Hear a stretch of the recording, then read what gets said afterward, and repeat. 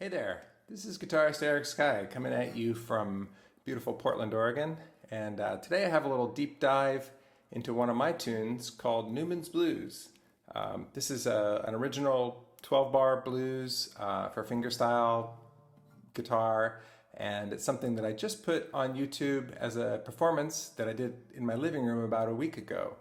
And so what I'm thinking about doing is just kind of a long-winded brain dump about not only how to play it, but also just sort of my process and how I made it up, how I arranged it for solo guitar, and some of the, maybe a little bit about the theory that went into some of the note choices and chord choices, and some technique stuff, and just hopefully there's some stuff that, you know, if you want to learn how to play it note for note, that's great. I probably, if I came to your town to do a gig or something, I probably wouldn't play it note for note myself, but if you want to go there, I think that's cool.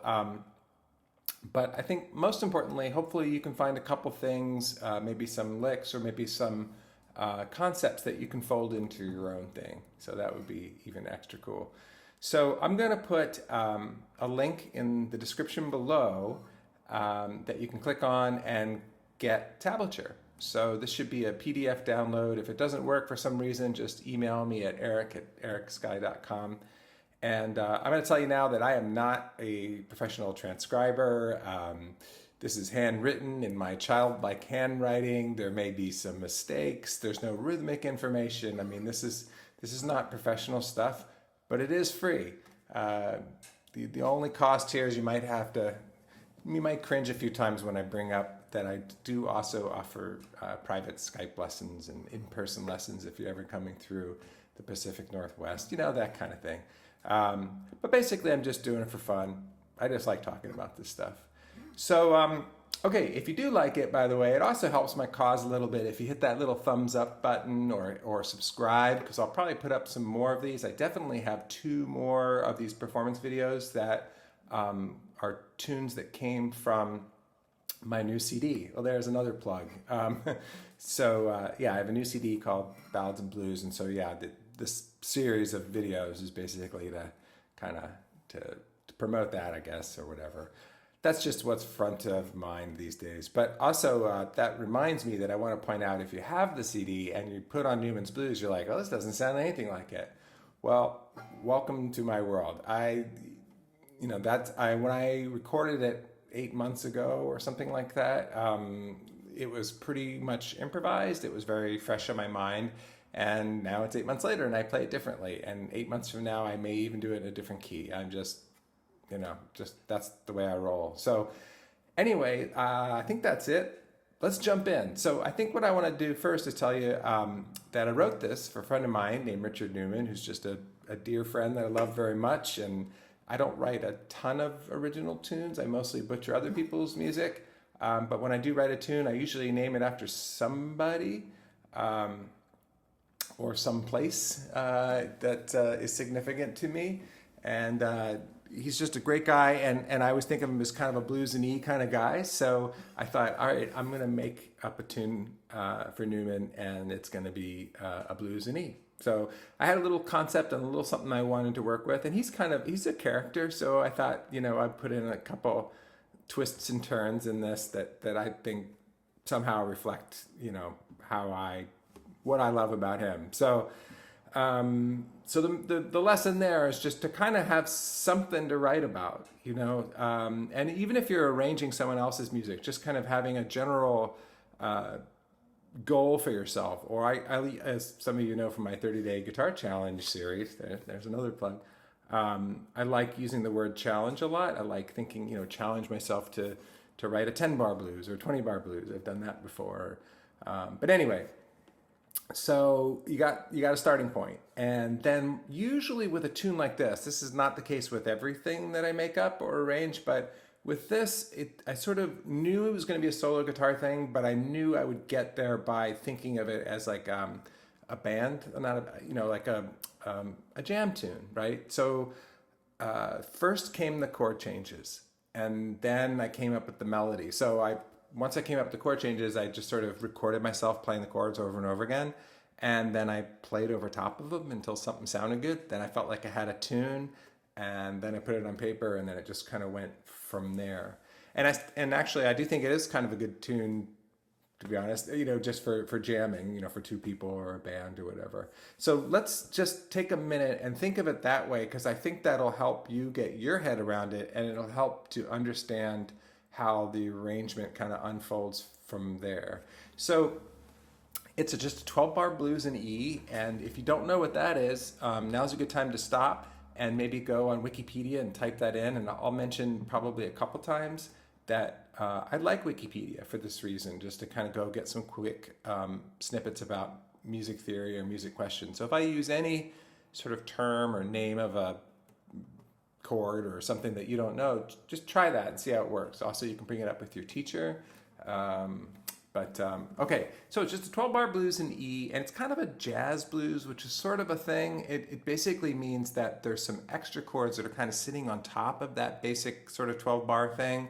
Or maybe there's a couple that are things that are substituting in there, but basically it's like a shell on top of it, if that makes sense. I'll try to communicate that better as we go along, but that's a thing to understand. And sidebar, there's a good thing to understand about that when you're improvising too, because one of the messages I try to tell students in lessons all the time is like, when you understand harmony a little bit, just a little bit, just a little bit beyond, a little bit about substitution, then when you're improvising, you can play, ideally, to the chords that are there, but even moreover, play to the chords that could be there, right? So if you were just playing a straight blues in E, a lot of this stuff, some of these substitutions and things like that, you could play them as single note lines, and it probably would sound pretty hip. Once in a while, you'll be wrong, but that's part of the fun. All right, so the chord progression, really simple. The first chord, so if you're looking at the tablature now, notice that I have made 3 pages of, each with 2 12-bar sections on it. So it's really important to just visualize this as a 12-bar grid. It's just really important. And so when I'm playing this, I'm always kind of seeing that in my mind's eye. More on that later too. But okay, so the first measure is E7. And the second measure is A7, and then the third measure is E7. So far this is pretty standard stuff for a 12-bar, standard 12-bar blues. Measure 2 I'll put in parentheses because it's very common to have that just be more E7, but this is what we call a quick change blues because it quickly goes from the 1 to the 4 and then back to the 1. Now measure 4 is usually just more of the 1 chord, E7, but in this case I have one first little twist. I'm putting a B flat 7, flat 5. Now I'm speaking generically about chords. If you're looking at my hand right now and going, dude, that's a B flat 9, flat 5. Okay, whatever. Just gonna speak generically, okay? So that is there just to kind of create a little tension. I'll explain why that works a little bit later. And then going down to the second line, bar 5, we have A7. That's pretty standard stuff. And then B flat diminished. Quick little sidebar here. So this would normally just be 2 bars of the 4 chord, A7. But this B flat diminished is a pretty common thing to do. Blue Monk is a very common jazz standard blues tune that does this. But think about it this way, you can call it a B flat diminished 7th, which is what I am calling it, but you could also think of it as A7 with the flat 9 in the bass, right? You're just sort of raising up the root. So it's just creating a little forward motion, a little momentum, a little tension that's about to resolve. It's a really important concept to grasp when trying to understand how jazz or any other sort of more complex chord progressions work. It's just about creating a little tension so they resolve. You're just riding these little waves, which is also important to understand as an improviser because it's over that tension that you can play all the weird stuff. Try to get into that a little bit later too, but okay. So then measure, where are we at? Measure 7, this is E7. This would normally be E7 in a blues, so just standard stuff here. And then we have a C sharp 7, sharp 9. So if you ever played Foxy Lady or Purple Haze, that's that chord. I might play the sharp 5 on top too. I might play the regular 5 in the bass. There's a lot of options here, but basically that's just another obviously tense chord that's setting us up to go into a 2-5-1 in this final stretch of 4 bars. So we have, and this is where it has kind of deviated from the standard blues, but it's kind of still in there. So we have F sharp minor 7, and then the next measure, this is measure 10, is B7. And then we have a turnaround that's a little bit different than the typical sort of blues turnaround that you might do. It's going E7, G7, G flat 7, and then F7. And sometimes I'll play the open strings because we're in the key of E. And that's kind of creating some other things, right? That would be like a G flat 11. This would be like an F7 flat 5. But don't worry about all that stuff. But that's the basic chord progression. So again, I just recorded myself playing that and just jammed over top of it until a melody was hatched.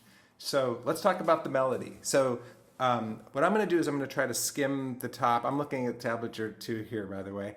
And I'm going to just try to skim just the top notes off so you can just hear just the basic melody. And I would encourage you to do this for a little bit. Just kind of get it in your head. Hopefully you can sing it. And actually that last note there's really kind of a double stop. So it's like, which means 2 notes played at the same time.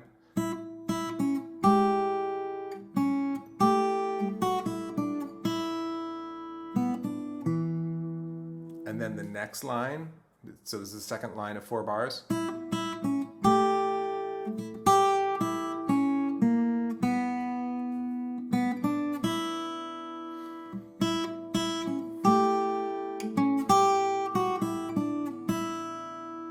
This is very simple. I'm a simple guy. I like a simple melody. I like something that I can just sort of hum along with, and that creates, and it doesn't have a lot of notes. I don't really like super busy angular stuff. It could be that I'm just not that smart, but I just like really simple melodies, and that allows me to think of lots of different ways to kind of move them around and twist them in my head when we go to improvise and make variations. But also, I just like simple melodies. I just think you should be able to hum a tune.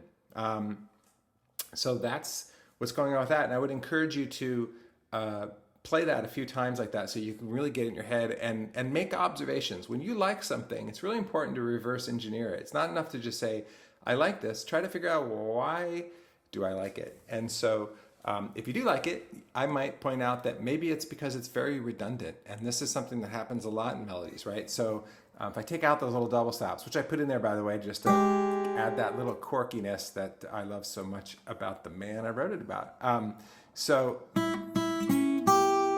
Right?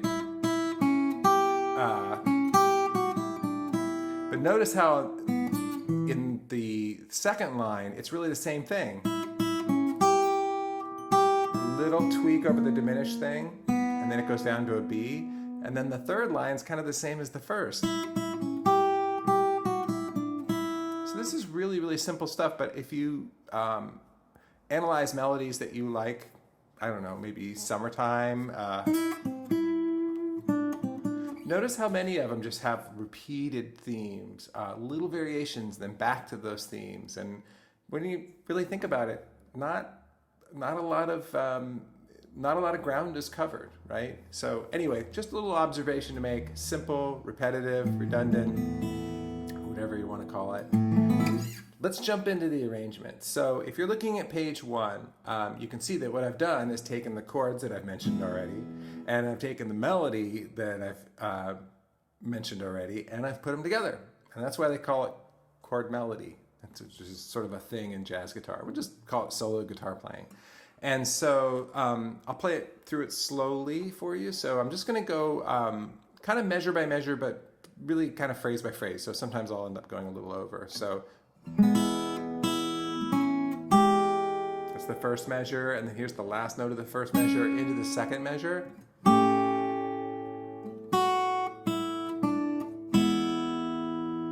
And then here's the end of the third measure into the fourth. I have a little space here in the melody, and this is where I put in that kind of funny chord. And in my mind, I'm just sort of thinking, I know it's just a solo guitar, but in my mind, I'm thinking about sort of orchestration. So I'm thinking that's the part where the horns, maybe 4 horns go, bop, right? So that's why it's kind of offset rhythmically. It's on beats. If I played it right, I'm sure I didn't do it perfectly, but it should happen on beats 3 and 4. Or it's just a little after that. Well, you guys can figure that out. But so it's just sort of a response. Okay, so then the next line. So that's the first two measures of the second line. I'd probably put a slide on that first G note in the B flat diminished chord, and then down to E7. The B note, that's the melody. In fact,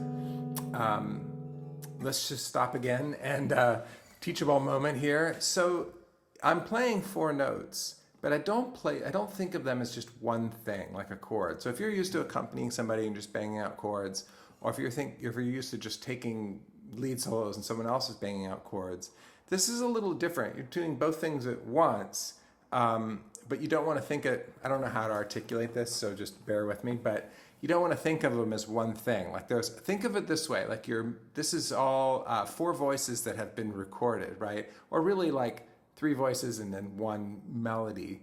And your job is, you're an engineer and you're mixing this. You're going to push that slider or fader for the melody out a little bit so it pops out in front of the band, right?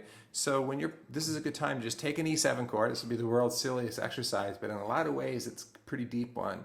Just take that chord, just that E7 with the B on top, and try to play it with your right hand. But think about a way that you can kind of get that. You might roll your hand slightly at first to be able to do this.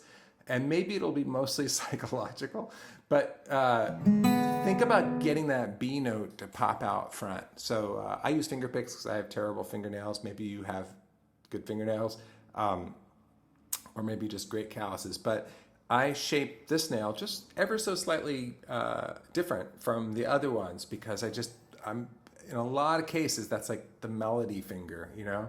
It's the highest voice. So I'm really always conscious of that note popping out. So as you go through this whole thing, hopefully you can hear that I'm trying to make that pop out. And it's hard when you're playing them all at once. When you're playing sort of more of a pattern, it's a little easier to focus on that. But that's a little exercise, and it's an important one. That's what really brings it to life, and it doesn't just sound like you're accompanying somebody. You can actually perceive this sort of background, foreground, and you have a melody. Hopefully that makes sense. Okay, where are we? We are at measure 8. And then we have another one of these sort of what I think of as like a horn section chord on beats 3 and 4. And this is that C sharp raise 9 chord again, but because I'm in E, I can use the top 2 strings open, and that gives me 2 of the notes from the chord, and I'm playing I guess it's the 5 in the bass. So that's just fattening it up a little bit, and I'm shaking the guitar because that's giving a little vibrato on those open strings if you have microphones or whatever. Anyway, could just be a nervous tick. Okay, and then we're down to the last line. So this is the F sharp minor 7. And that's kind of a tricky thing. Maybe it's not, maybe it's just me, but I sort of struggle with that to get that to come out cleanly. And then here I'm doing a B7, but I'm doing a raised 9, raised 5, I think. Because the melody note's G. It's a little dissonant, but in a cool way. And then here we are for the turnaround, which I'm going to play slowly.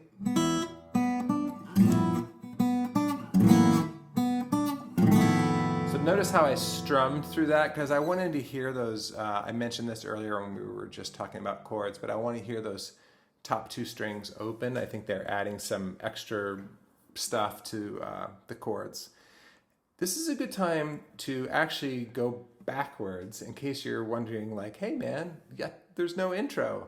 I gotcha. I thought it would make more sense to get to this point and then talk about the intro, because now that you've played the turnaround once or twice, the intro is just the turnaround, basically. If I remember right, it's the little pickup, B, D, and then the G7, and then the little pickup again, same pickup, then the G flat, and then the same pickup, and then the F, and then back to G flat, and then, so just cycling through that. I think it goes like,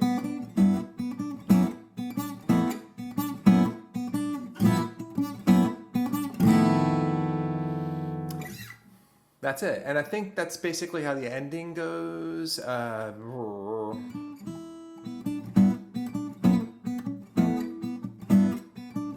think in the ending I go G, G flat, F, and then G, G flat, F. So that's a slightly different pattern.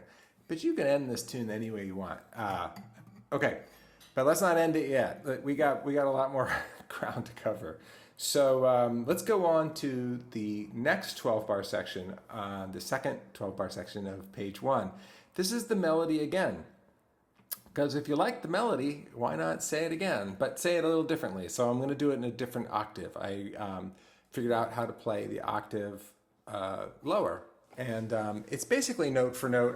When I transcribed this from my own YouTube video, which was a pretty weird experience, I noticed that I played some of it wrong, but in hopefully a good way. At a gig, I might start drifting from shore a little bit. I might just sort of hint at the lower melody, or maybe not, I don't know. But basically the idea is that a 12-bar tune, the melody's pretty short, so it doesn't hurt to do it again. With a 32-bar tune, I probably wouldn't repeat the whole melody again, even if it was in another octave. But that's just my opinion. So anyway, let's jump in. So measure 1 of the second half of page 1. And I think the way I did is I kind of, got a little beef there by kind of doing a quick thumb 1, 2, kind of just sit and do that. There's a little twist to the wrist there. It's not quite playing fingerstyle. It's not quite just plucking or strumming. It's something in between, and you'll know when you do it. So just mute the guitar and do this about 400 times, and when someone comes in the room and punches you, that's when you probably got it. But that's what I did to just kind of, just come in strong, I guess. And I kind of stopped it also with my left hand. See how I did that? So it just dampened over here.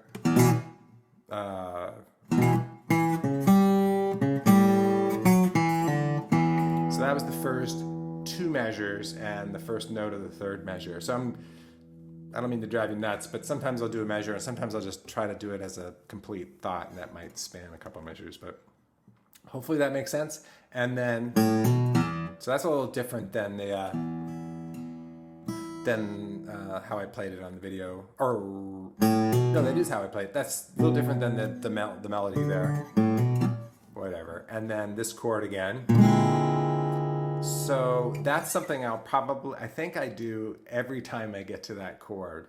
So I may or may not do that at a gig. I probably wouldn't if I was playing with somebody else, but it's a thing, right? I thought it sounded good, so I did it over and over again. Just another hint, I think that doing things, the tune overall is, I think the ball's moving down the field. It's going different places. I'll talk about that more. I know I talked about that in the last time I did one of these deep dives on the tune contemplation. And yet having some reoccurring things in the middle of it, I think kind of just keeps it one tune. All right, you get the idea. Shut up and play your guitar. All right, so second line, we got an A7, and I'm gonna fret the low A just so I can kind of keep it going while the melody goes on the 5th string. That's why I didn't play it on the open 5th string. So hopefully that makes sense. Not real critical. This part I thought was really hard. Just making those YouTube videos sometimes is hard because you kind of have to have the tune TV ready, and there's always like a couple measures where the whole thing could just get botched and you have to go back to the beginning, which is okay the first few times, but if it happens more than that, then you'll start getting diminishing returns quickly. So the lesson there is try to get your crap together before you sit down to do it. But anyway, this was a hard thing, and I don't know why, but I'm trying to hold down the B flat here and then the G on top, and then just kind of layer each note, and I just want them to ring out against each other. I play a steel string guitar. I think about it. I've said before that the reason I do that is it's I like the steel string guitar. It's always been my thing. But I think what's cool about it maybe is that it's sort of like a piano.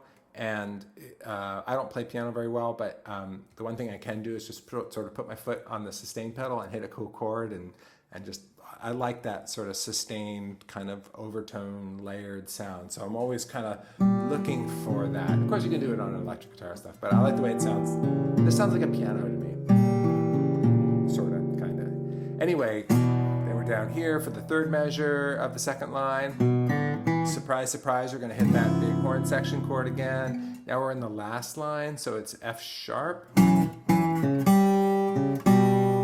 And now we're in the turnaround, and I'm going to just slide it. I'm kind of playing hard.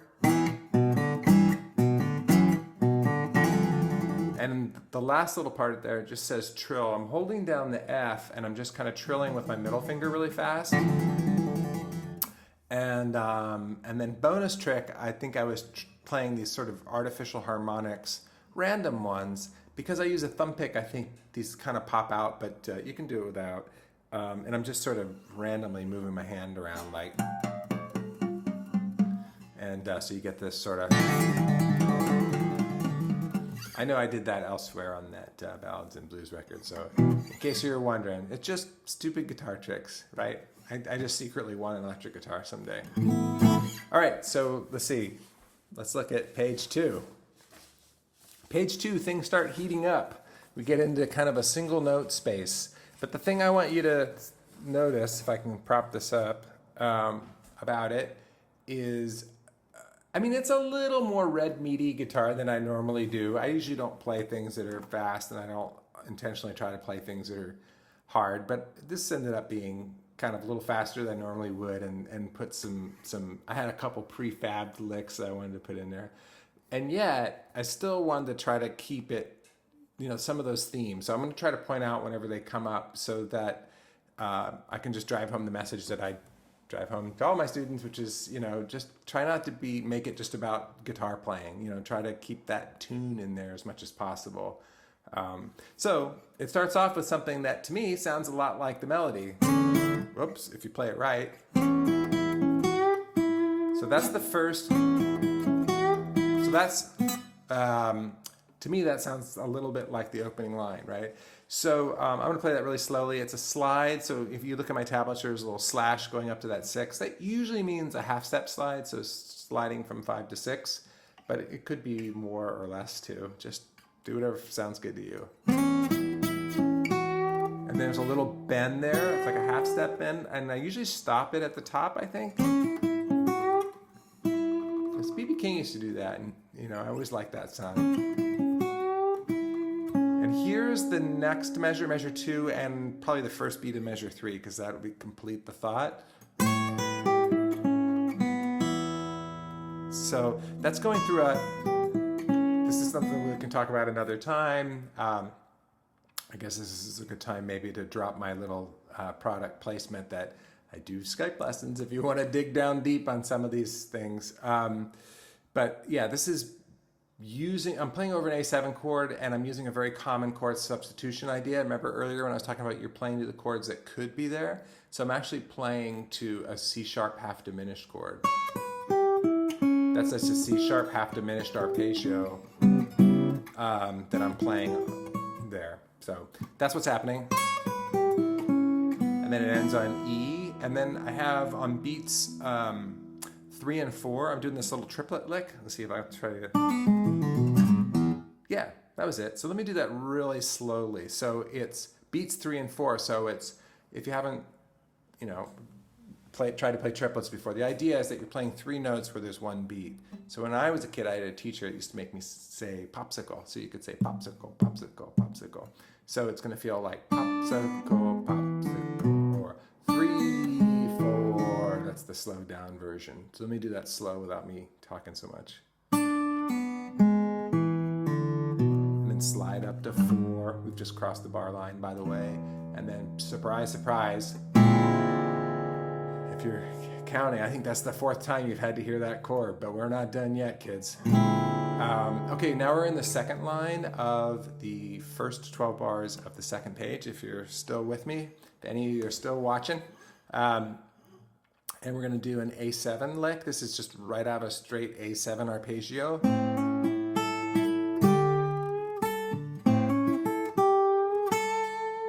This is a good time to have another sidebar, just in case you thought you were gonna make it through a whole 30 seconds without me stopping and talking about something else. But you're probably going to gather from this that, hey, all this dude does is play chords. And that's sort of true. I really like the sound of sort of superimposing one chord or another, or just over another, or playing the notes of the chord of the tune that I'm playing over. And if you know other ways, so for example, if I'm playing over an A7 chord, but you know lots and lots of A7s all over the neck, then those are, you know, resources for creating single note lines. So I do think about scales, but not as much as you would think. And sometimes I don't mean this too seriously, but maybe in a bumper sticker kind of way. Like, I think about scales more when I'm playing chords, and I think more about chords when I'm playing single note lines. So, you know, I don't know. So what do I mean by that? So now I'm really going to go down the rabbit hole. I promise I'm going to circle back in just a minute. Now's a good time to get up and heat up your coffee if you want. But let's say, for example, we're in the key of G and I'm playing a G major 7 chord. If I know my G major scale in that neighborhood, just, you know, if I can just see it in my mind's eye, then I can think of all different ways of playing that G major 7 chord, because I can see, you know, I've got this sort of hamper stamp, you know, block way of putting it down. But you know, I can see that F sharp's there. I'm sort of leaning over with the back of this finger, getting that. Or I might, you know, pick up this finger and put it here. You know, like I can see, I can change the bass note, and it starts becoming sort of whisper down the lane. But as long as I'm shopping with those ingredients, I'm making some sort of G major something, right? So when I'm thinking about chords and harmony, that's when I'm just thinking about the parent scale in the tonal center or key, I don't know, that I'm in. Does that make sense? And when I'm actually improvising, though, I'm thinking a lot about the chord tones and some scale stuff. So I'll try to point some of this stuff as we go. But there's just a general concept, since I said I would try to, you know, give you a little journey into my id here. Okay, now back to regularly scheduled programming. So we are in measure 2 of line 2 of page 2. And it's the B flat diminished 7th thing. So I'm going to just, surprise, surprise, I'm going to go down that arpeggio. And I'm trying to hold down the bass note, I think, at this point. No, maybe not. Well, in my mind I'm trying to, but for some reason it's not actually happening. But anyway, so that's not too important, but just, you know, there you go. It's just an arpeggio, but it works. And that ends on beat 1 of measure 3. And then I have kind of my first prefabbed. Is that wrong? I think that was wrong. That's it. Okay, so I have that first sort of bluegrassy lick. So the concept there is that I'm playing, if you play a little bluegrass and you know what the G run is, that kind of thing. I'm doing that in E, basically, but I've worked it out in a combination of fretted notes and open notes. In the bluegrass world, they call this playing floaties. I love it. I'm not that great at it, though. You know, I mean, I work out a couple things and I drop them here and there. But I'm trying to think, like, oh, yeah, one of my favorite guitar players in that genre is named Kenny Smith. You should look him up. Oh my God, you know. So he's worked out all kinds of crazy stuff like that. And so anyway, so those are floaties, and that's basically the idea there. So where am I? And the idea is to kind of let them ring as long as possible. So you're getting that flatted third. So, you know, it doesn't sound right, of course, but then as soon as you get that G sharp, it's sort of like you're going right.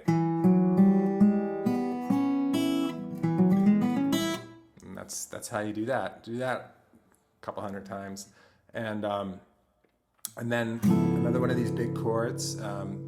So this is that C sharp, raise 9, raise 5 with the 5 in the bass too. So this is, so here's another little thing to point out. So I'm using my second finger to play both the 6th and the 5th string at the 4th fret. So basically what I tell people is I'm pretending there's a string in between, so that tip of the finger is actually just getting like a little mini bar.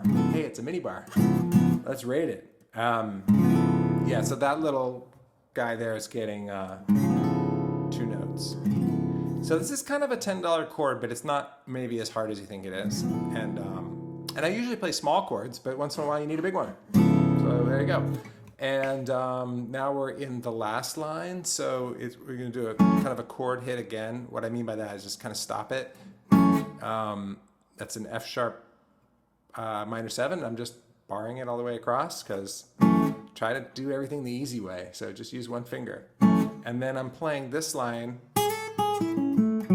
which is just an A major 7 arpeggio. It's a total cliche, and I should probably stop doing it, but I like it, so it's my tune. I can play it if I want.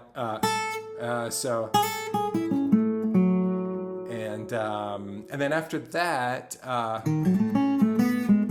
is that what I did? Let me do this slowly.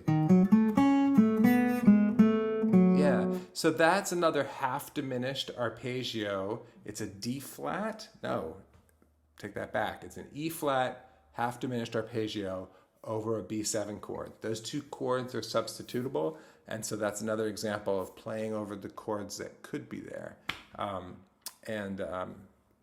We can elaborate on that another time. But then we have the turnaround. Let's see if I can play it. So this couldn't be simpler. We're playing over the chords E7, G7, G flat 7, F7, and I'm playing just the triad of E and the triad of G and G flat and F. I mean, it's just writing on white paper with white ink. A couple slides in there.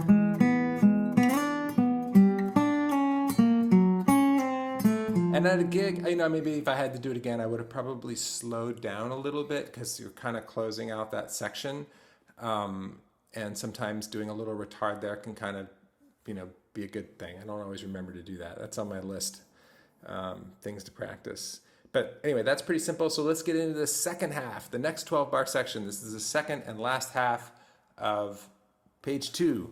Let's see if I can see this from here.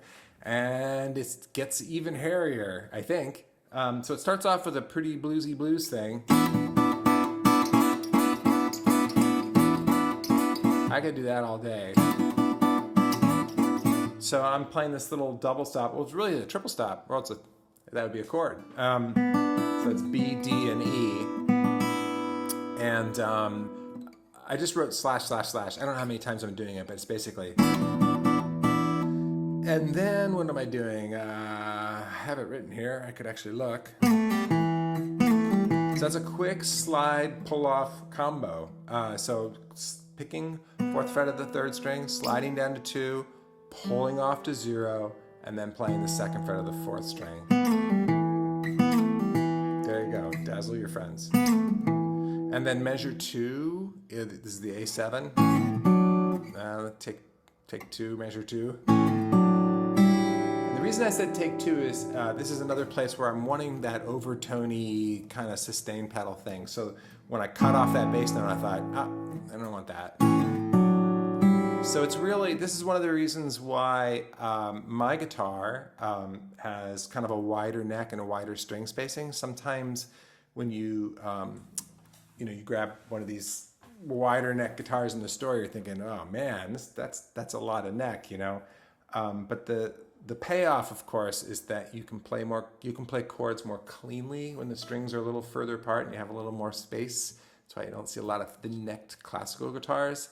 So if you're doing something more than just strumming and stuff, I think it's kind of nice to have like a little bit more space, but that's just my 2 cents. So anyway, so that's what was that? Oh, so that was the measure 2 of second half of page 2. And I thought I'd point out a little concept there. Like that's based on just kind of what I think of as kind of a churchy B3 kind of vibe, where you're playing like an A7, and then you're getting like a D with an A in the bass, and then maybe like a C chord with an A in the bass, but they're really just sort of different. Someone who's smarter than I could tell you that these are just sort of different permutations of A7, but a really common thing you might hear if you had a B3 maybe on a Sunday morning is maybe like, right? And that's kind of what I was going for. That's where that came from. All right, I'm off track again. Then there's a quick zoom, because that's another I wish I had an electric guitar thing. That's written in parentheses. There's a couple things that I wrote in parentheses along the way, and I think that's because when I transcribed, I'm like, whoa, did I do that? So it might mean that it's something that I did in the moment that I really wasn't intending to do, and it might be something that you want to focus on because it sounds cool. Could be a mistake. Whatever. Or it's just something that's just sort of optional. I'll try to explain them as they come along. Measure 3 goes back to the same thing as measure 1, but then the back half of it, I don't know if I played that right. It's something like that. You have to listen to it.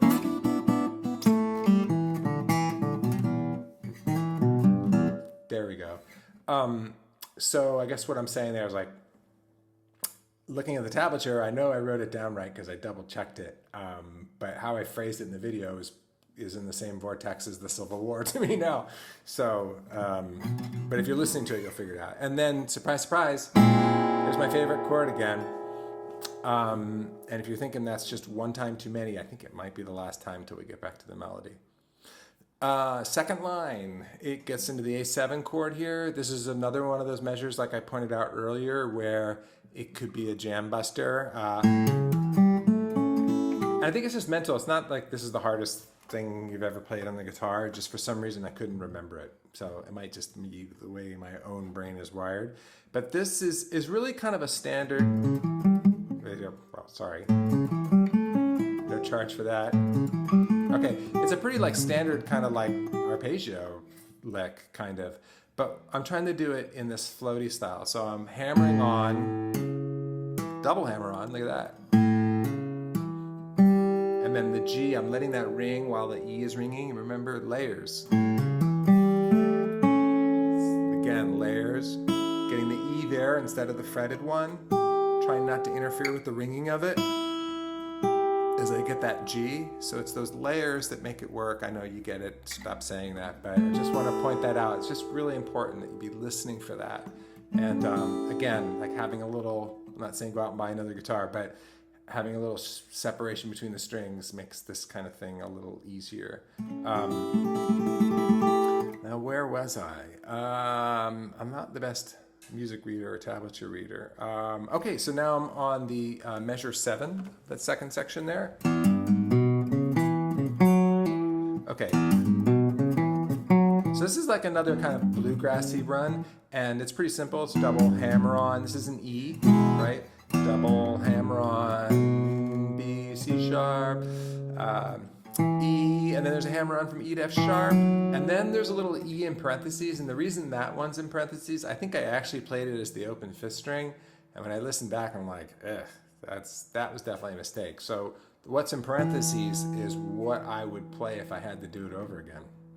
And then the last measure of the second line, of the second 12 bars of the second page, over the C sharp 7 sharp 9 chord, is another one of my little prefabbed licks that I wanted to drop in there. And this is another one that's a little bit of a jam buster, and I had to really sit and do this, I'm sure to my wife's horror, like, 800 times while we're watching Netflix.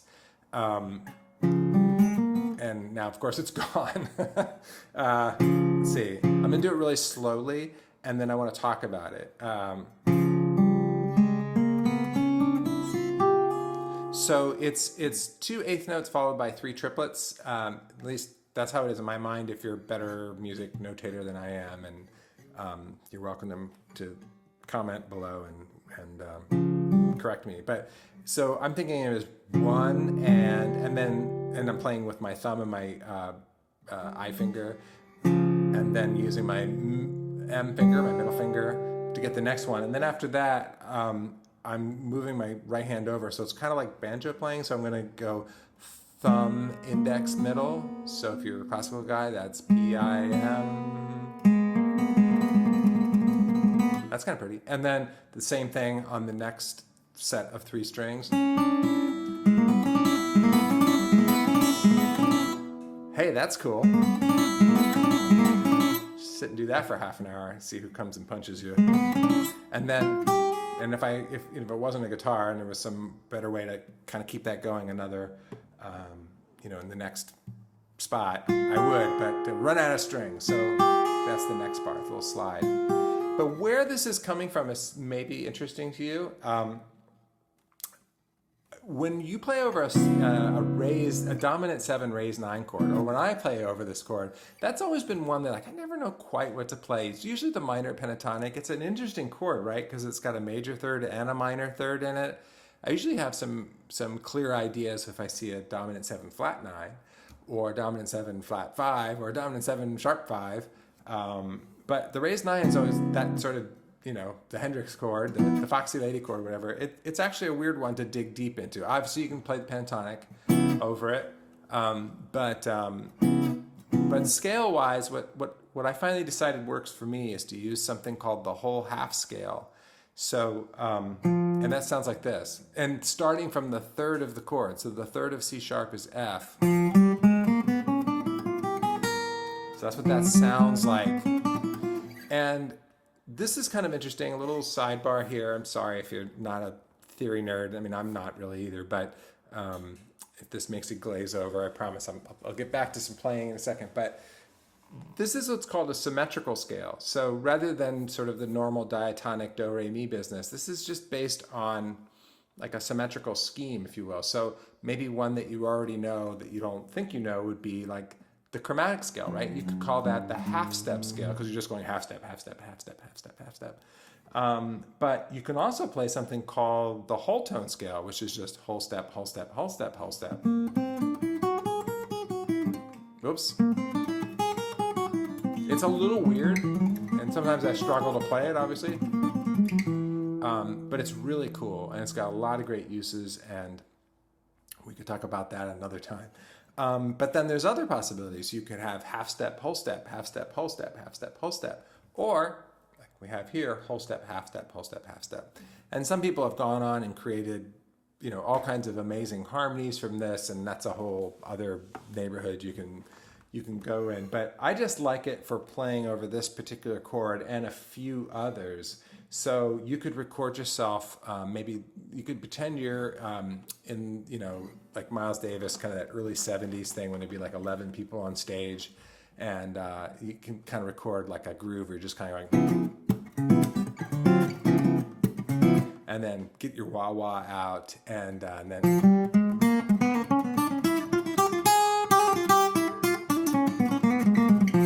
just jam over that. It's a cool sound. Anyway, that's where this floaty thing came from. There's a bunch of useless information for you. And then after that, we have the last line of page 2. Yes, there's light at the end of the tunnel, if you're still with me, all 2 of you. So the next thing is something that's very similar to what I did in the last deep dive, which was the Contemplation, McCoy Tyner's Contemplation. This is not the only time I do this. It's just, I really know like 12 things, and I just keep putting them in a different order. But this is just a contrary motion thing. So I'm just going to play the top part of it so you can just hear what's happening. I just played it wrong. Okay. I'm reading it. There we go. So as you can probably gather, one note's going down, one is going up. I like this. It just sort of creates a bunch of tension. There's a little bit of theory here, like in where it started and where it ended in terms of the chords that I'm playing over, but I'm not going to digress too much in this particular spot. But basically, it's about creating momentum to get back to the beginning of the 12-bar section again. So the first little pair of notes, this is a big stretch. I normally don't try to do things that are hard, but I'm getting the F sharp in the bass because that's the downbeat. I mean, that's the root note of the chord that we're playing. So on the downbeat, I'm going to play it. And then I won't be able to, well, maybe you will be, but I won't be able to hold it down any longer. So then I go to the next thing, and now we're at the next downbeat. So I'm going to play the next root note, which is B. So I'm getting that guy there. Got it? And again, maybe you can keep going with that guy sustaining, but I can't. So I'm going to go on to this just kind of keeping the party going. And then this, and then this, which in retrospect maybe is a little stupid. It's probably smarter to get that D flat on the 4th string.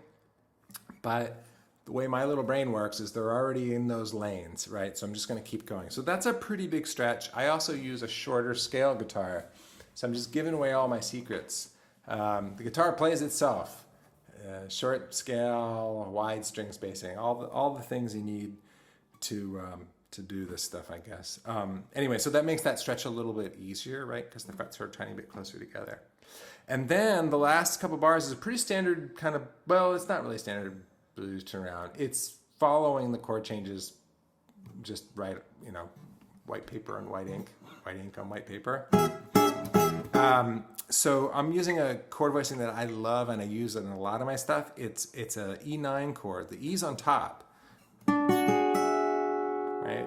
And then I'm going to move it up to the 15th fret and shazam. It's a G9, and then it's a G flat 9, and then it's an F9. And then I put the open 6th string in parentheses because it sounded like I just kind of went thunk on it.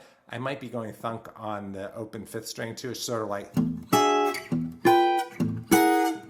And I know in the video, I get excited and, I dug in pretty hard on that kind of thing. I think what I meant to do though, I remember when I was practicing to get ready to make the YouTube video there, I was doing slides like, so that's something I might do at the next gig. I don't know. Just more, I don't know, just a little bit more tension, I guess. So, okay, we're on to the 3rd and final page. And it gets harder, I think. I don't know. So here we are. We've drifted pretty far from shore in terms of we stated the melody twice back at the very beginning. And I've tried to drop a couple of hints along the way. I was going to point those out, but they didn't pop up as much as I thought it would. But here's a good place where it does. Now I've worked my way up. And now I'm up here kind of in the 12th position. So this looks a little colossal because I play a 12 fret guitar. So it's sort of like a classical guitar, but with steel strings on it. So if you have a 14 fret guitar, this isn't going to be such a big deal. And if you have a cutaway, then hey, no excuse. But anyway, that's why I'm kind of up here. And notice, I've mentioned this in other videos that I've made, that when I start going up the neck, I use my middle finger a lot because it's my longest finger. Probably is for you too. And so I can kind of, usually it's just my middle and my first finger and I'm bringing my thumb in front of the guitar. Although that's not really what's happening with this tune because I don't get that high up the neck. But that's what's going on. So I'm going to play the melody with those up there. And I think I bent that note. So that's the melody, is that G note, but I'm actually going to go 1 fret shy and bend up to it. And I think I kind of bent and released and add a little vibrato to it. And that's something you can just practice, just kind of different kinds of vibrato, different kinds of bends and stuff. You can just sit and do that for a while. And if you were a singer, you would practice that kind of thing, right? Just try to make it sound good. Then what? That's also kind of a little variation on the melody. And then I get into kind of like a chicken picking thing, if you know what that is, if you have a Telecaster or something like that. At least this is, how I think, this is how I think about that kind of thing. So I'm going to go through this really slowly. And it basically goes like this. Okay. It's hard to do slow.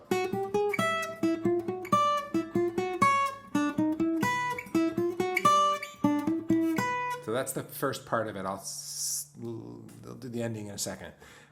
So that's the notes that I'm playing, and I think they're written out right in tablature. I'm not sure if I got it exactly right on that video. So if you're listening to the audio over and over again, don't hope for perfection, please. But the main thing, technique-wise, if I had a pick, which I don't, or some people will use a thumb pick like a pick, and I don't seem to be able to do that. But you would sort of palm mute, so your palm here is resting right where the saddle meets the string to get that sort of, I guess I am doing that. I don't know, I have to go back and listen.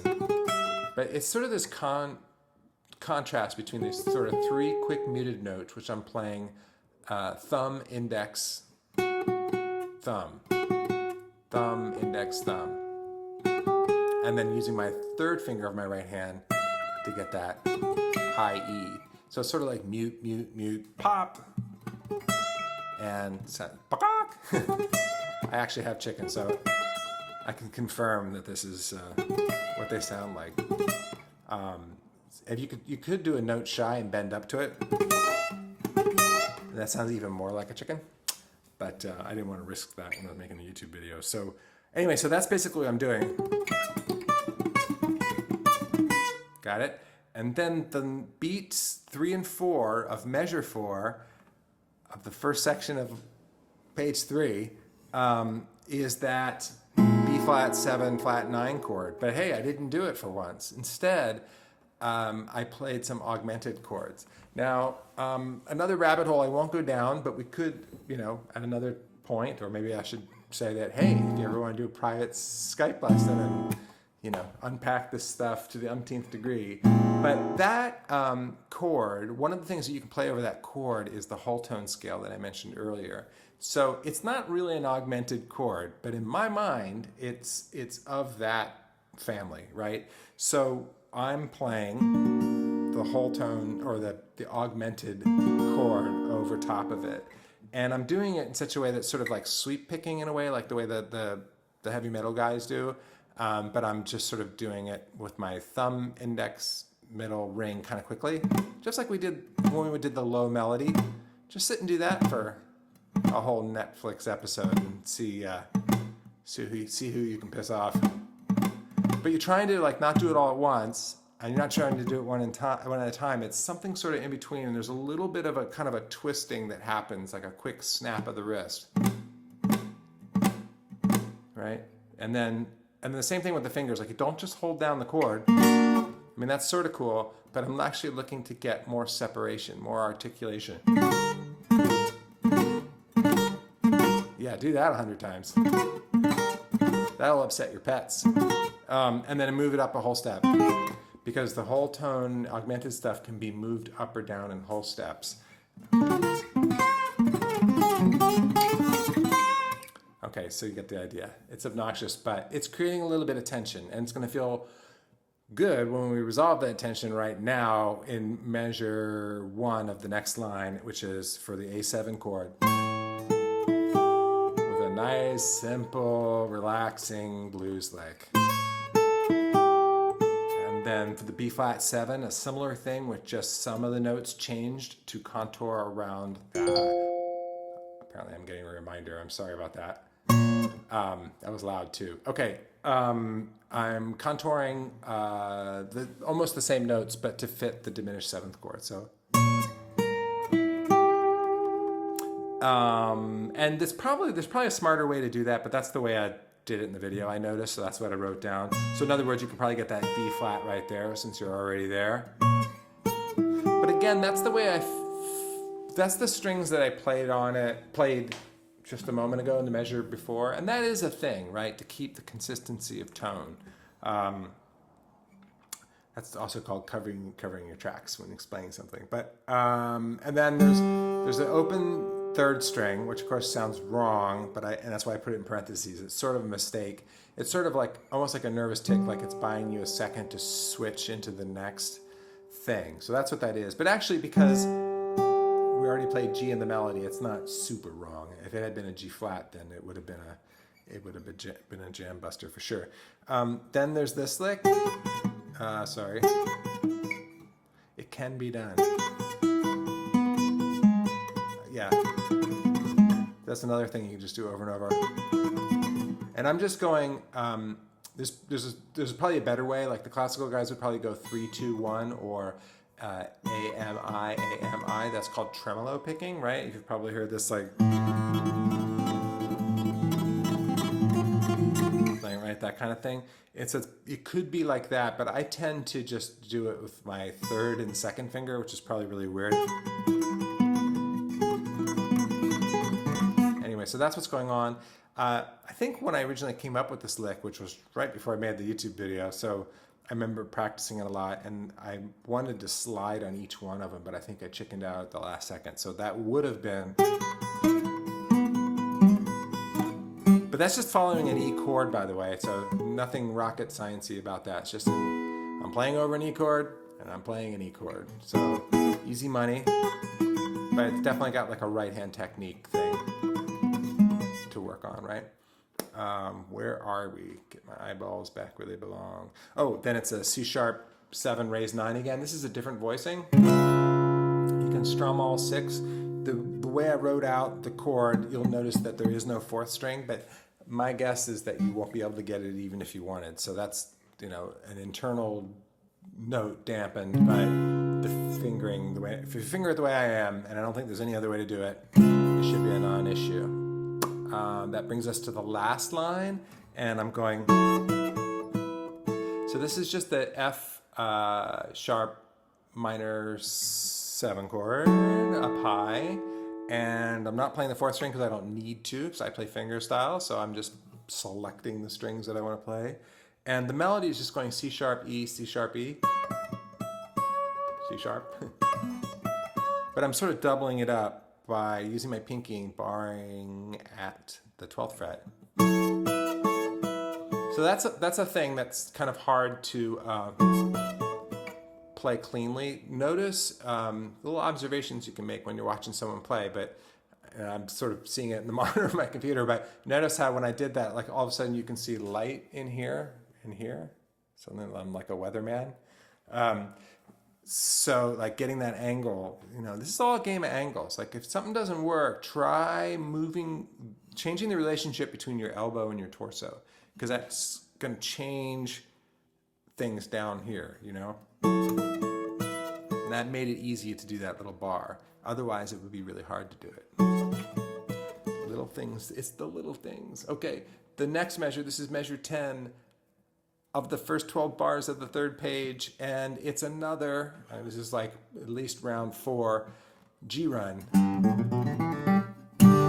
But I'm doing up in B. Right? And this is just working our way up to the turnaround. So, and then 10, 11, and then here we are for the turnaround for E7. And I wrote the chords, I put them in parentheses really quick, just to maybe head off any arguments, because I'm kind of abandoning the previous turnaround. I'm just putting like a standard kind of blues turnaround. Right? So notice how that one note stays the same. Sorry. It's even better when you play it right. Somewhere I have a piece of paper where I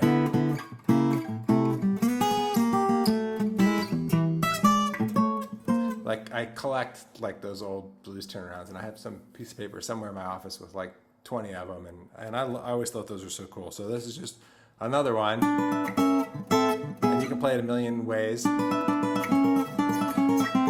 And anyway, you get the idea. And then when I get down to the 5 chord, so this is E, so I'm not playing that F7, I'm playing the B7. But a little concept time, that F7 was the flat 5 substitution for the B7.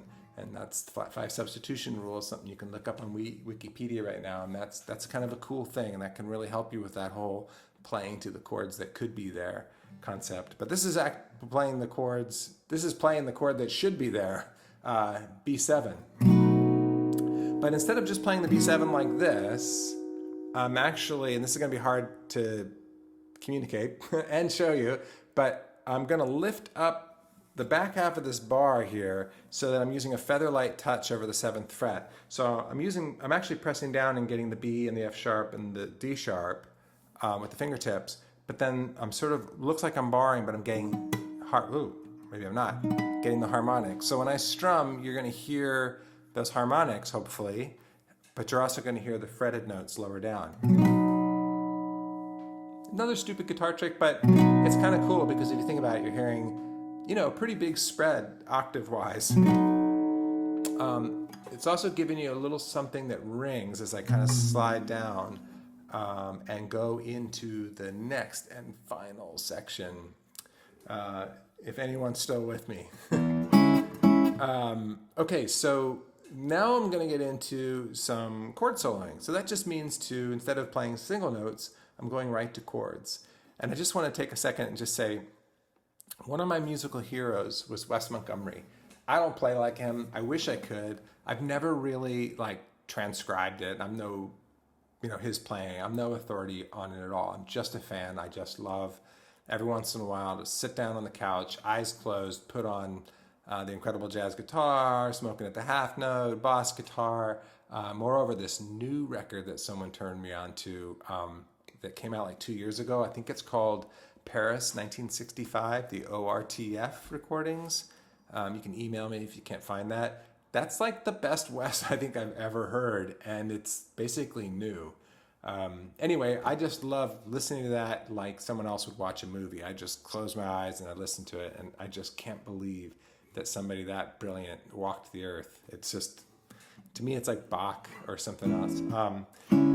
I digress. But anyway, one of the things, again, I've never transcribed this stuff, and I don't claim to be any kind of authority on Wes. But the one thing that I do know is that very often he would employ the same trajectory in his solos. He would start off, playing single notes for a while, and it would just be unbelievable. And he only did it with his thumb, and it swung so hard that it was incredible. And and if that wasn't enough, then he would start do a couple choruses doing octaves, and that was impossibly brilliant. And I still know how he did all of that. And then if that wasn't enough, then he would,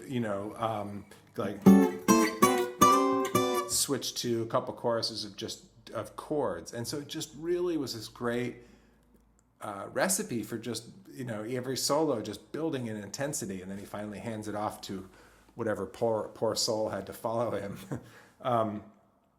So this is kind of my little idea about chord soloing. So again, we're getting towards the end. I know I'm getting punchy, so just bear with me. You can, I was going to say you could leave a nasty comment below, but please don't. But here's the concept. The concept is you're going to take one chord shape, to rule the melody, to rule all the melody notes. There's a joke in there somewhere. So here's an idea. Let's take this shape, and by this shape, do this with me now. I'm barring strings 1 through 4 at the 3rd fret, and then I'm getting E and no. What am I doing? Oh, okay. Yeah, I guess I'm not barring. Okay, maybe I'll be smart and edit this out. Brain fart. Okay, so I'm not really barring. I am barring. Okay, bar the 3rd fret, get the B and the E, right? So you're getting the 4th fret of the 3rd string and the 5th fret of the 2nd string. And what we're gonna do is we're gonna then move that down to the open position, so the nut is barring, and you're gonna use that shape in over and over to play a melody. So maybe the melody line will be open 3 5 6 5 3 0, kind of a pretty standard blues line, right? But you're gonna play it with those chords underneath it, so it would sound like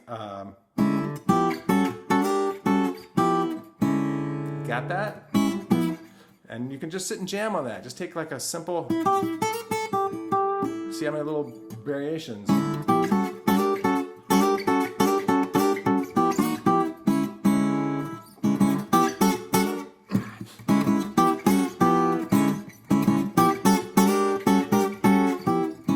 Alright, quit while you're ahead. But you get the idea. It's actually cool. I mean, it shouldn't work, but it doesn't work in a cool way.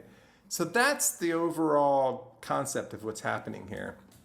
So hopefully you can think of something cool to do with that. So what I'm actually playing is, it turns out that's basically what I'm playing. And then the second one is same idea, but I'm going to start with, because we're over an A chord, I'm going to play an A9 using the C sharp half diminished shape. And then the rest of the melody will be the same. Something like that. I can't really read it from here, so I'm sort of faking this part. But and then it ends up on, surprise, surprise, that B flat 7, flat 5. But I'm just playing it in a different neighborhood. It's the same, it's not really, I guess it's a different voicing, but it's just another B flat 7, flat 5 chord, because I can't quite make it down here in time. And then I'm kind of done with that sort of trick of using one chord shape to play different melody notes, and I'm going to play an A9 chord again. And I think what I did was I kind of moved it down a half step and back up, right? That kind of thing works because that doesn't work, but it's surrounded. So it's like, here's a little trick. As long as you play the right note at the beginning and the right note at the end, what happens in the middle, it's okay. How's that for music theory? Right? Because the ear's sort of like, whoa, what's happening? Like, oh, everything's okay again. Just, it's all about manipulating tension. And then we go into a diminished seventh shape. Right? So concept time, we were playing C sharp half diminished shape to make an A9 chord. Then we make it a fully diminished seventh shape because we actually are playing over a fully diminished. And then I move it up 3 frets because a diminished chord inverts itself every 3 frets. I know your eyes are glazing over if you're not a theory guy, but this is really interesting stuff actually. So any one of the notes of a diminished chord or augmented chord, by the way, could be considered the root, and that's why you can move them symmetrically and they technically could be called the same chord. So I'm going to call this, I think, did I already refer to it as C sharp diminished seventh?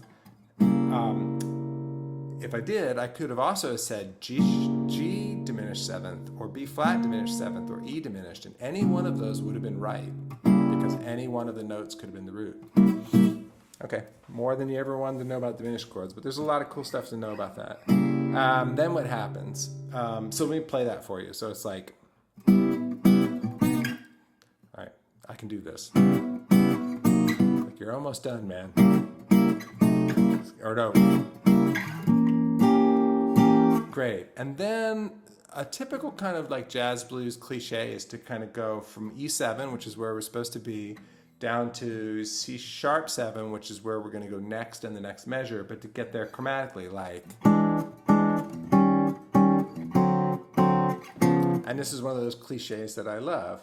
So let's see. I'm going to do a little variation on it. I'm going to play C7 suspended, and then C7. And then E flat suspended, and then E flat 7, and then I would probably keep that going, but I didn't think to, and then the D, and then the C sharp. So I think it went. Originally, I was going to put the 5 in the bass, but I didn't think I could get through that unscathed. And you don't want to botch it at the very end. That's a buzzkill. And okay, so speaking of the very end, then we're on to F sharp minor 7. So I played an A major 7 chord. And more of this half step business. And back to this B flat 9 shape. This is the shape we used in the turnaround earlier. More of that half step business. And then I used my favorite 13 shape. And I went up and got a G. So this is E and then G. And G flat, and then F, so I'm just following the chords for the turnaround. But I'm doing one of my favorite tricks, which is the quadruple bend. So it sounds like this. I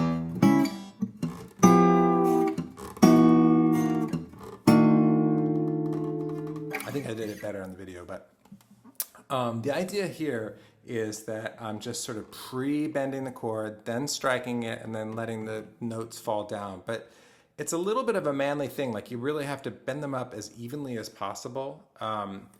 And, you know, so you really want to kind of bear down a little bit more. Usually I preach, you got to use a light touch, but this is one time you want to bear down a little bit and kind of move them up as a unit. And like, so it's really kind of coming from your bicep and then pull those suckers up. I mean, if you're on electric guitar, this is nothing, but you know, if you have, I have 12s on now, but I usually have 13s, and you know, it's something to do.